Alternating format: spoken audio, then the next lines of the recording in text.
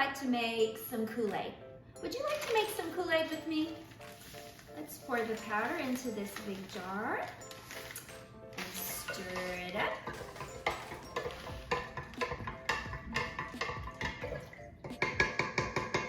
There. Uh-oh. Now I think I'd rather have water. Oh, let me try to get the Kool-Aid out. Is it gonna work? Do you think that I can get the Kool-Aid back out of this water? I don't think so. You know, this reminds me of sin. Sin is thinking, speaking, or doing something against God.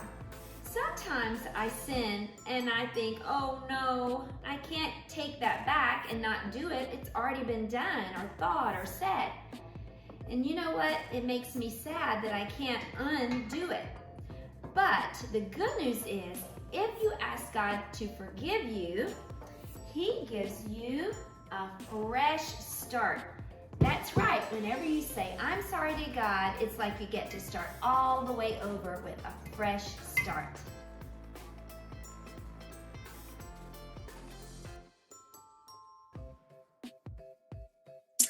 Well, here we are back in the Sunday school classroom. Now, you may have heard the name Jeroboam before. In an earlier video, I told you about King Solomon.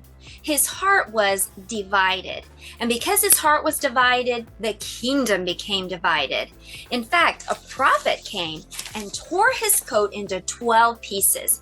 That prophet gave Jeroboam 10 pieces of the coat, signifying that Jeroboam would get 10 pieces of the kingdom.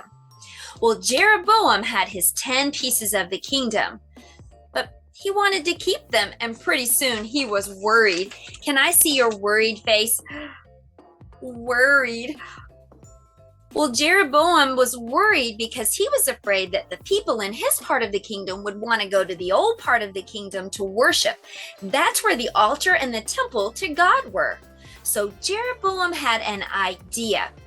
Let's read about that idea in this book. What is this book? It's the Bible, and the Bible is God's words to us. It is true. So we're going to be reading in 1 Kings chapter 12, and I'll start at verse 28. It says, so here's the idea Jeroboam had. He made 2 caps of gold and said to the people, here are your gods, which brought you up from the land of Egypt.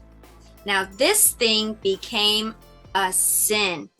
And it says, and he ordained a feast and offered sacrifices on the altar and burned incense.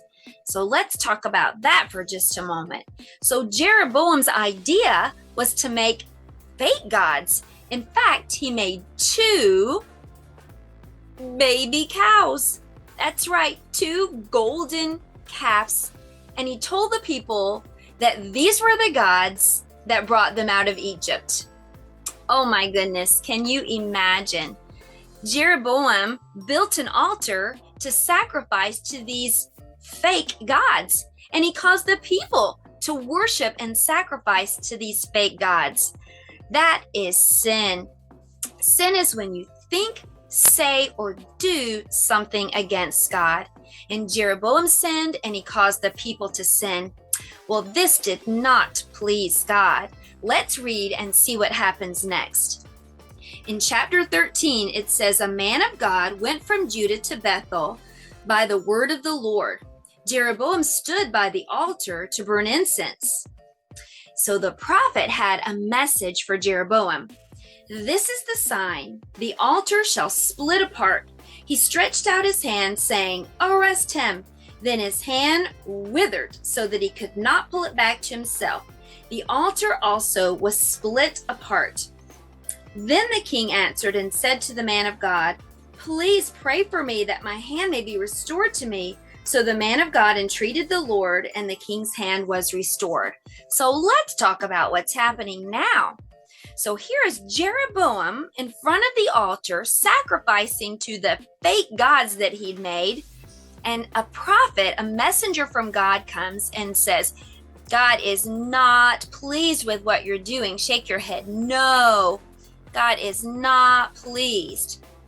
And so the prophet told Jeroboam that as a sign that God was not pleased, the altar that he was using to sacrifice to the fake gods he'd created was going to split apart, break.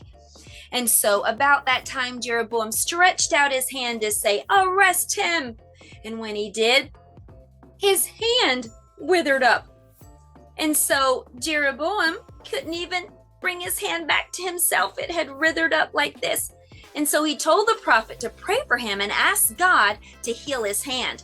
The prophet said yes. He prayed to God and God healed his hand. Well, you would think that Jeroboam, after seeing the altar to the fake gods break apart and seeing his hand withered and restored, would begin to realize that there is only one true and living God. But I'm sad to say, he doesn't learn his lesson.